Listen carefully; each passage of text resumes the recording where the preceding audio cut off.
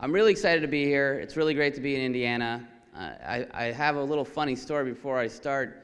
I was at the City of David on Friday in the Old City, fortunately where the terrorist attack was, and there was a bunch of people that I knew from all over trying to see the new exhibit that they found in David City. And I mentioned that on next week I'm flying to Indiana. And one of the people was like, "Oh, you're going to Indiana? That's great." And then another person's like, "Wow, you're going to Indiana?" And everyone was really excited that I'm going to Indiana.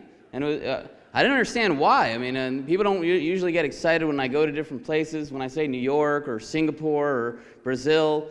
But Indiana was really exciting. So I looked at my wife, I'm like, "Why is everyone so excited that I'm going to Indiana?" And then my wife's like, "'Cause Mike Pence is from Indiana."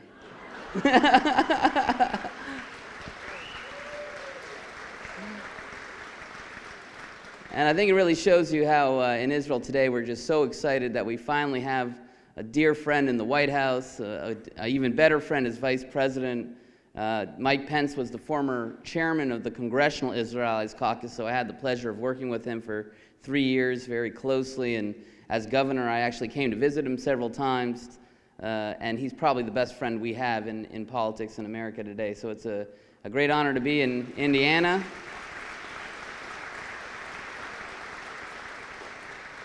And a huge honor to be here as a guest of Friends of Israel. Incredible organization doing unbelievable work. I always find out new things about the organization and its history, and to be a part of it since the inception of the Caucus 14 years ago almost has been a real honor for us. I've spoken, as Jim said, at probably 25 out of 26 of the last Friends of Israel events. That took place in Jerusalem, so I always make sure that I'm there and see what you're doing. And one of the big advantages of Friends of Israel's groups is that they understand and they aptly call the group up to Jerusalem.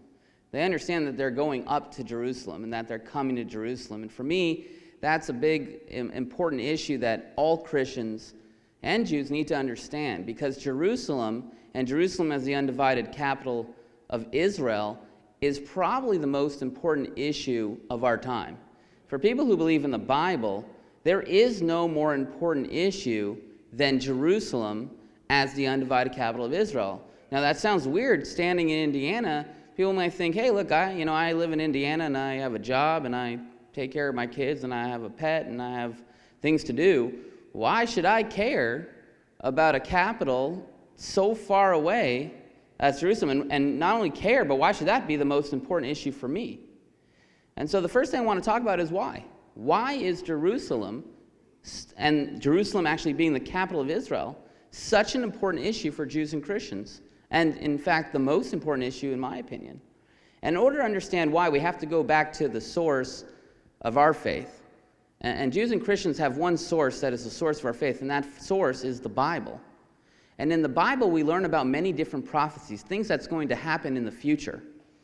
And two of the prophecies that we learn about, if you put them side by side, they don't really make sense. One of the prophecies is that the Jewish people are going to get kicked out of the land of Israel. They're going to be sent to the far corners of the earth. They're going to be made a curse among the nations. And then another prophecy says that the same people will actually be gathered from the countries around the earth, be brought back to the same geographic location, Israel, and then be made a light onto the nations. Well, if you put these two prophecies side by side, it doesn't make any sense at all. Because if you take a people and you send them to the far ends of the earth and you make them a curse among the nations, well, that's the end of the people. They lose their language, their heritage, their history, their religion. But to have the same people come back as the same people and actually be a light onto the nations, well, that's a mathematical impossibility. And they actually did a study at MIT about 30 years ago, and they found it to be mathematically impossible that would happen. But of course, we all know that that's what God did.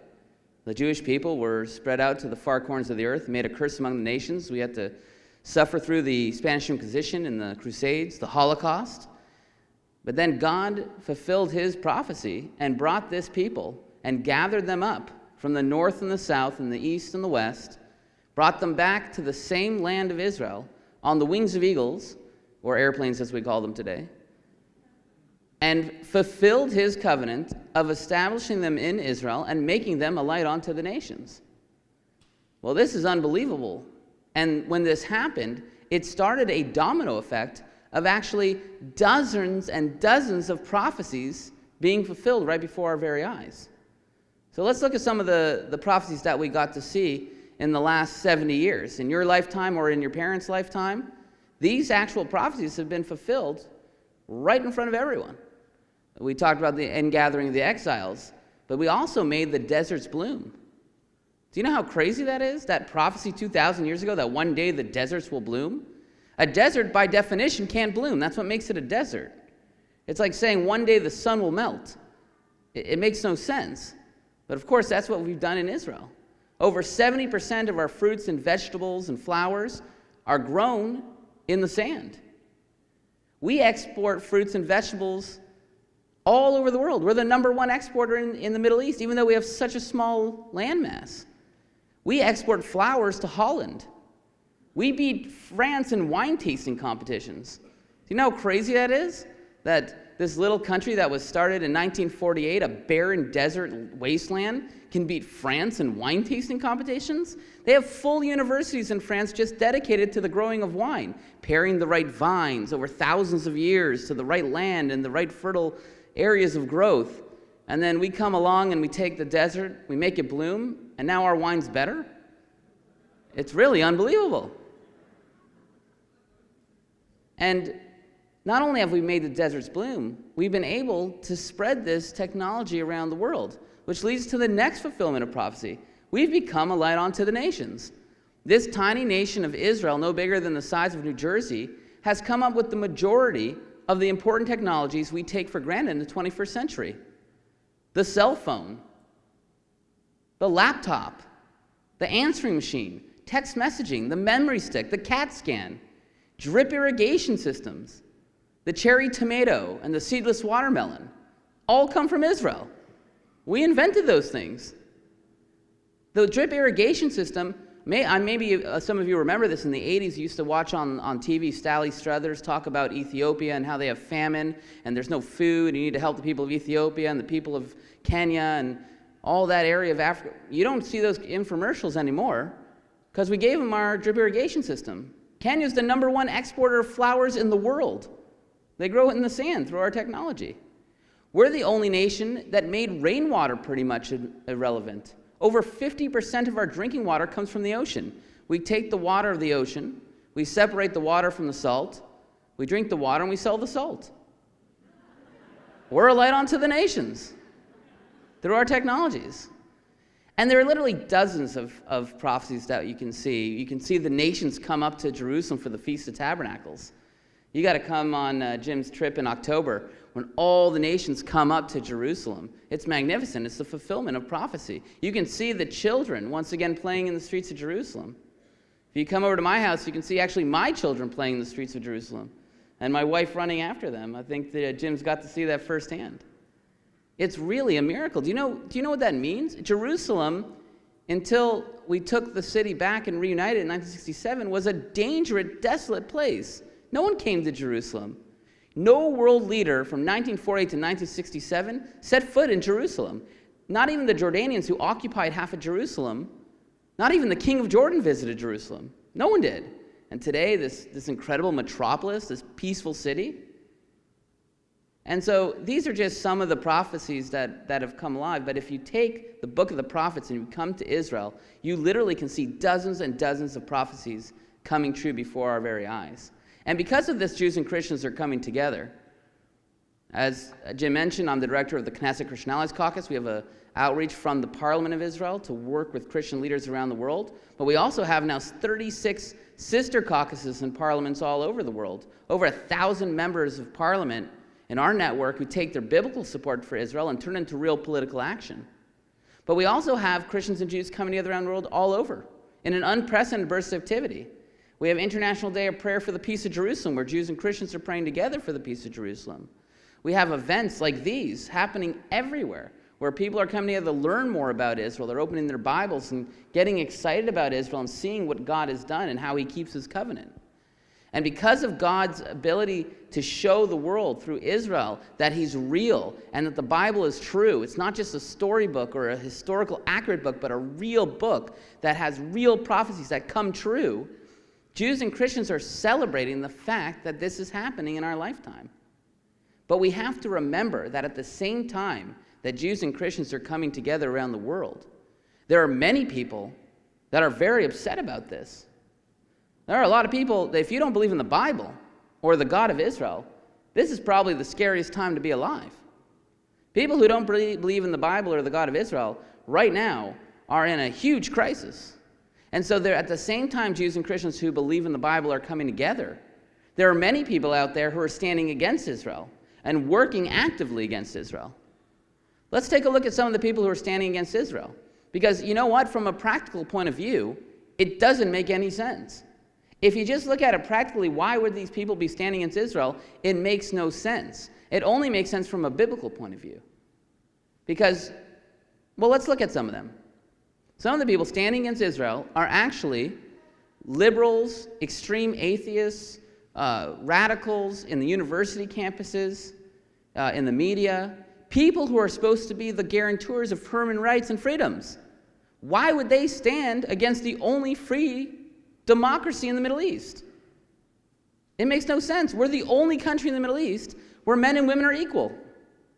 Not only can women drive cars and be educated and show their face in public, which isn't the case in the majority of the countries around us, but they could be the prime minister of Israel, like the case of Golda Meir, or the head of the Bank of Israel, which is the current case, or the top Supreme Court Justice of Israel, which was the current case. Men and women fight side by side in the military in Israel. So why would people who are supposed to be liberal and open and for human rights and values be against the only place that has gender equality in the Middle East? We're the only place with freedom of religion in the Middle East. Not only can you go anywhere in Jerusalem with your Bible and sit down and have a Bible study, but anyone walking by will say, way to go, that's what you should do. What are you doing in Jerusalem without your Bible? You know, if you took that same Bible and went to Saudi Arabia, you'd be arrested at the airport. You can be hung. It's a stiffer penalty bringing a Bible into Saudi Arabia than a kilo of heroin into America. So why would people who are for human rights and values be against the only place that has freedom of religion in the Middle East? We're the only place with freedom of election. We have members of our parliament who are Muslim, who have been elected, who stand up at our Knesset in the parliament and call for the destruction of the state of Israel, and no one can say a word. Freedom of speech, freedom of the media, freedom of elections, freedom of association, all the freedoms and rights that you would ever want in a liberal Western society. So why are these extreme radical leftists and atheists in university campuses, in the media, so much against Israel? From a practical point of view, it makes no sense. But from a biblical point of view, it makes perfect sense. Because you can't teach your children that there's no God and that the Bible is just a storybook and it's fake, as long as God is fulfilling the Bible right before their very eyes. You don't have to be a genius to understand it. You can just open up the Bible and read the newspaper and see that God is fulfilling word for word what he's saying right in Israel. And that's why they also say that Israel's a dangerous place. And it's a horrible, and there are bad people in Israel. How many of you here have heard that Jerusalem is a dangerous city? Probably everyone. Do you know that Jerusalem is statistically the safest capital in the world? In 2014, there were 850 murders in Chicago, just a few hours' drive from here. In Jerusalem, including terrorist attacks, and it was a bad year, there were 6. A 12-year-old girl could go downtown Jerusalem by herself at midnight and not even worry about it. No one locks their doors. My 6-year-old kid walks to school by himself, and I'm like the creepy father from America who follows him to make sure he's okay, because it's such a normal thing to happen in Israel. Yet if you read the news, you would think, wow, it's dangerous there. Why? Because they don't want you to see it for yourself. The minute you go there, you'll understand what's happening. You'll see who the good guys and the bad guys are. You'll see that everyone has full rights under the law, that it's a free and open democracy. So they say, stay away from there. Don't go there. They're bad people. It's dangerous. Of course, we know it's not true. You know who else is standing against Israel? Muslims. Radical Islam's against Israel. The Muslim street is against Israel. Why? 18% of the state of Israel is Muslim. They have a higher GDP than any other Muslim country around us. They have all the freedoms I just mentioned: freedom of religion, freedom of expression, freedom of political discourse. But they also have free medical care like all Israelis. And they have free education like all Israelis. We even have affirmative action for Muslims. They're only 18% of the population, but 50% of the dormitories at Hebrew U is reserved for Muslim students, so they can get a leg up. Why would Muslims be against Israel? All the countries around us should be like, hey, how come my kid doesn't get free education? How come I don't get to vote for whoever I want?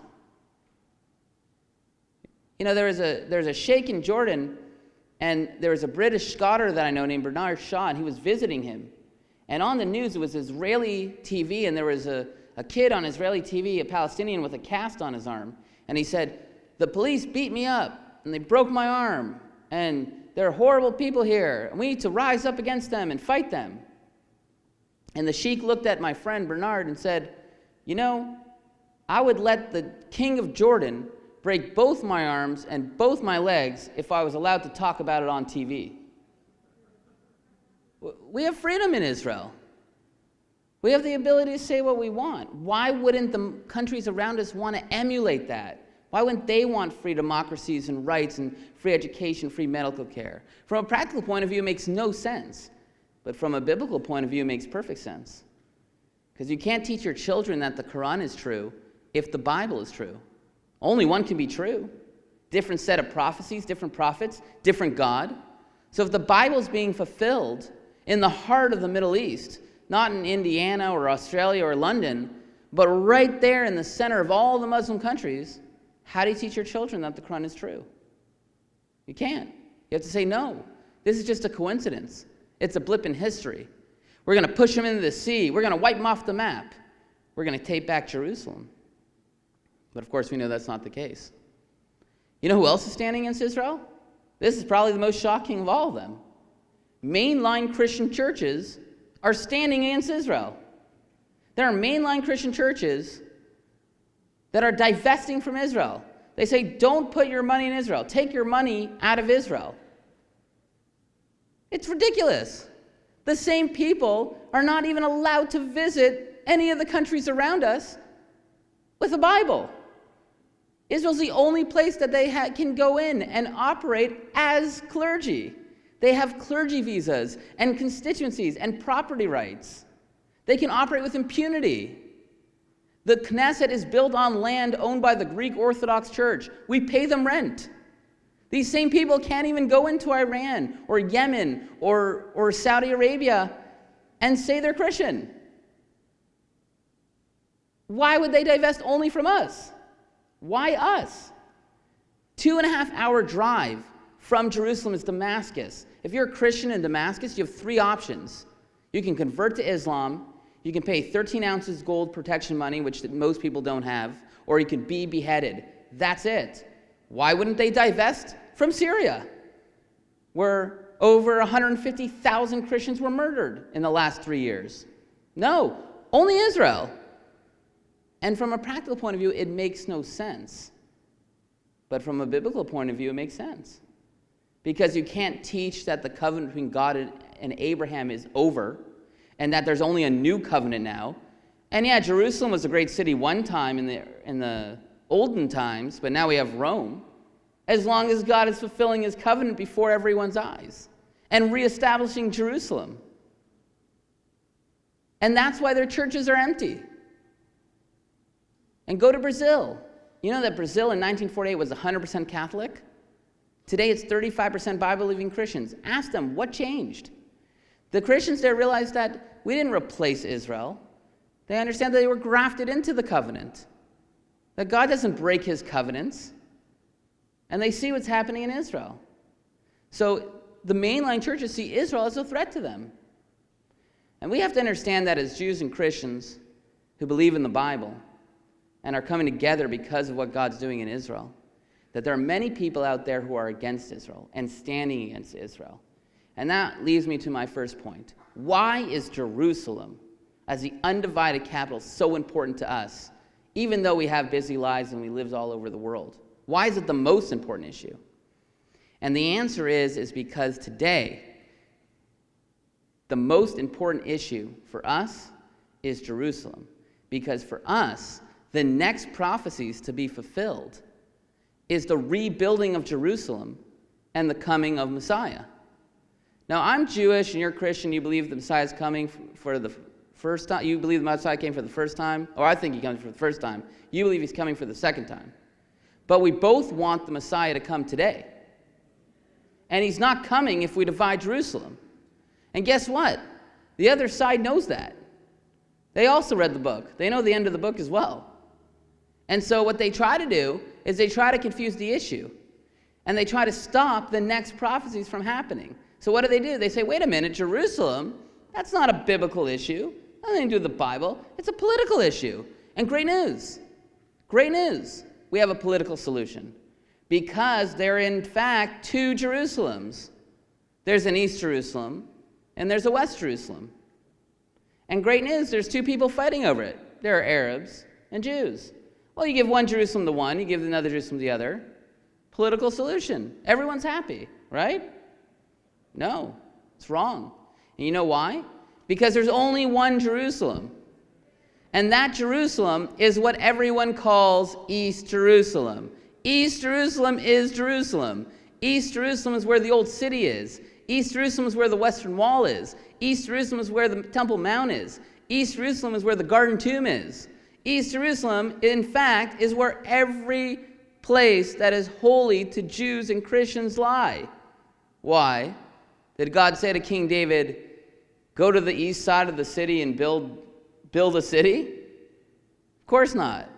In the early 1900s, as the population of Jerusalem grew, they needed to build new communities. So they started building in the suburbs to the west of the city, which is now West Jerusalem. Of course, it's all one big Jerusalem today. But when they're saying give away East Jerusalem, what they're saying is give away Jerusalem. And we as Jews and Christians who believe in the Bible and believe that the Messiah is coming and coming soon need to make sure we keep Jerusalem under Jewish control. And so for us, even if we lived in Indiana or Australia or London or Israel, Jerusalem as the undivided capital of Israel is the most important issue of our time. And that's the first most important point.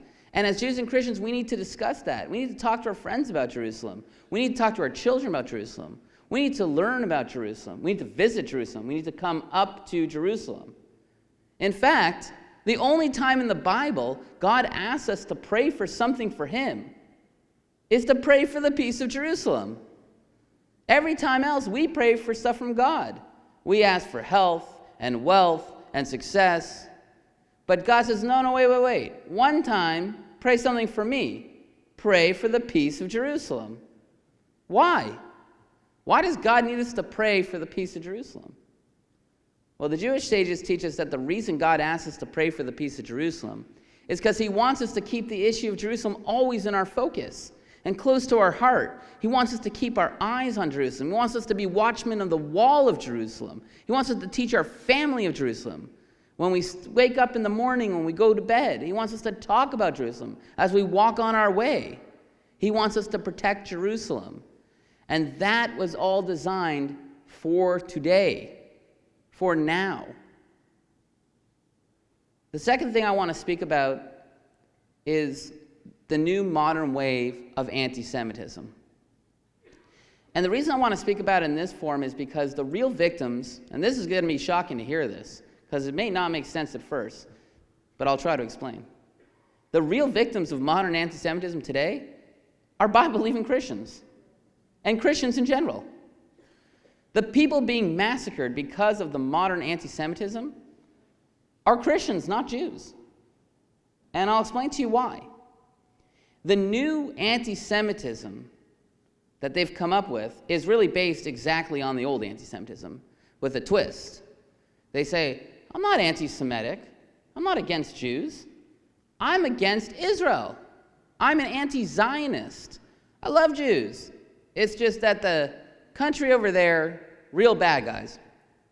Just so happens that all the people in the country are Jews. But I'm not against Jews. I'm against Israel. I'm an anti-Zionist.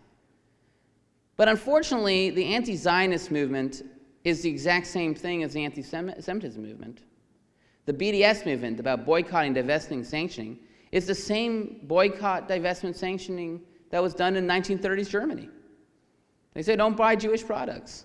So now they say don't buy Israeli products. Don't let Jews speak in your universities or teach. Now they're saying don't let Israelis teach and speak in your universities. Don't go into Jewish-owned stores. Don't go into Israeli-owned stores. So all they've really done is they changed the word Jew to Israel. But it's the exact same anti-Semitism. The same blood libel. They used to say we were killing Christian children and using their blood to make matzah. Well, now they're saying we're poisoning Palestinian children with candies.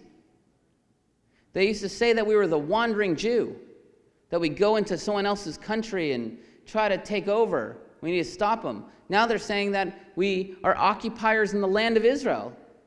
Jews are occupiers in the land of Judea. It's like saying Arabs are occupiers in Arabia. It makes no sense, but of course that's the line.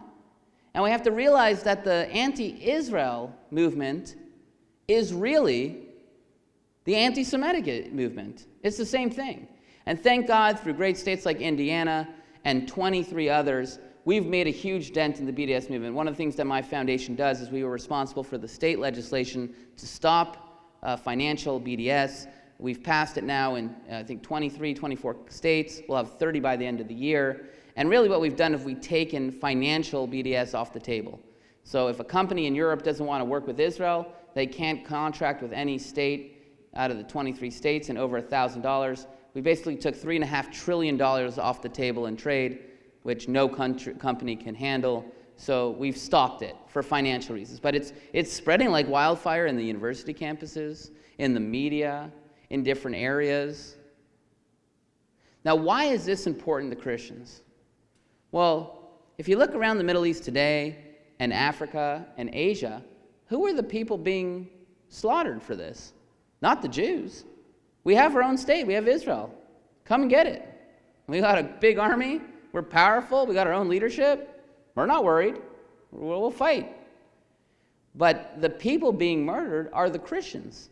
Christians in Africa. Christians in the Middle East. Christians in Asia. Millions of Christians. 90% of the world conflicts today are Muslims killing Christians. They say, there was a horrible attack in Rwanda. The Hutsis fought the Tutsis. Well, what was that? That was the Muslims fighting the Christians. They say the Sudan fought South Sudan. That was the Muslims wiping out Christians. Boko Haram in Nigeria. They're wiping out tens of thousands of people a month. In Syria, in Iraq, all the indigenous Christian populations are gone. In Bethlehem, it was 90% Christian. Today it's 10% Christian. The municipality of Bethlehem was 100% Christian. Now there's not one member of the municipality who's Christian. The PA are cracking down on Christians. They're crucifying Christians in Indonesia. Christians are the ones who are suffering from this modern wave of anti-Semitism because what Israel has become is the tip of the sword. They're not after the Jews. They're after the Judeo-Christian civilization. They're not after the people that God made the covenant with directly. They're after those who will stand in defense of the covenant. They say first the Saturday people, then the Sunday people. So as people are quiet about the anti-Semitism that we're seeing around the world, it's the Christians that are taking the brunt of the attack. And no one's saying a word. No one's talking about it. And all these countries in Europe that have opened them up to the BDS movement and the pro-Palestinian movement, all those countries are being rotted out from inside. Those countries within a generation will be Muslim countries. Belgium today is majority Muslim. Holland has more Muslims under the age of 18 than any other people combined. The third largest city in Sweden, Malmö, has completely been overrun by Islamic militias. The police don't even go in there anymore. France has 14 million Muslims out of a 60 million country population. So not only are these countries attacking Israel and standing with the Muslim uprising against Israel, but they're the victims of that uprising, not Israel. What you need to understand, and I have trouble explaining this to a lot of people, because people say, hey, aren't you nervous being in Israel and what's happening over there and you're in a bad neighborhood? It's true. It's a bad neighborhood, but as a Jewish person, this is the best we've had it in 2,000 years. We've never had it this good. We have our own government. We can make our own decisions. We have our own army. We don't have to beg anyone for protection. We can handle it on our own. This is our renaissance. We're not surviving in Israel. We're reviving in Israel. It's our revival. The Jewish people have come home. By the next Shemitah, by 2023, when the land is supposed to lay fallow, there'll be more Jews in Israel than in the whole world combined. God is bringing his people back to Israel. The people who are in danger are the people outside of Israel. It's Christians. And often a lot of people say Israel has a bad image problem. You don't do good PR. Well, I say to Christians, well, it seems that the Christians are having bad PR problems, that they don't do good PR also. But it's not true.